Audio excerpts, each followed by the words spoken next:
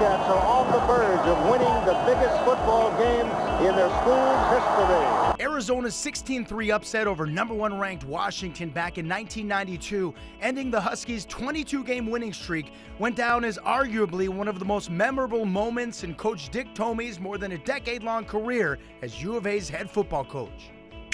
With Wildcat greats like Rob Waldrop, Teddy Bruschi, Tony Bowie, Sean Harris, and Keshawn Johnson, it was the emergence of the famed Desert Swarm, an in-your-face defense that Tomey's most known for masterminding. 2 years later, in the 1994 Fiesta Bowl, Coach Tomey and the Desert Swarm defense physically pounded Miami in the 29-0 victory. These are just a few of Tomey's 95 career wins with the Wildcats from 1987 to 2000. He ranks as the all-time winningest coach in U of A football history. One of the biggest years for Coach Tomey was in 1998 when the Cats finished off a 12-1 season by knocking off Nebraska in the Holiday Bowl.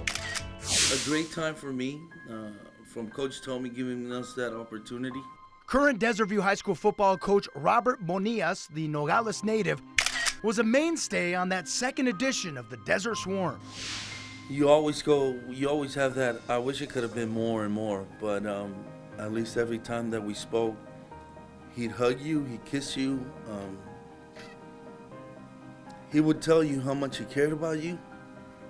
Emotions certainly run high with former players when talking about Coach Tomey.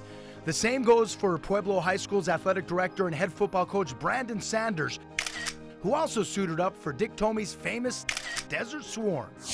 Brandon Sanders tells me what set Coach Dick Tomey apart from others that are in the coaching world is that even after his career, he chose to make Tucson his home, at least part-time. In fact, he also chose to dedicate his time to helping youngsters in all communities. That includes going to Pueblo High School to serve as a mentor to many at-risk youth and, of course, all the high school football players there. You know, I know he took a fond to a few of our basketball kids. When I first got the job here, you know, he came and spoke to our kids in Lever Gym. He's come to basketball games. He's come to football games here. And not too many guys would just do that while they're retired.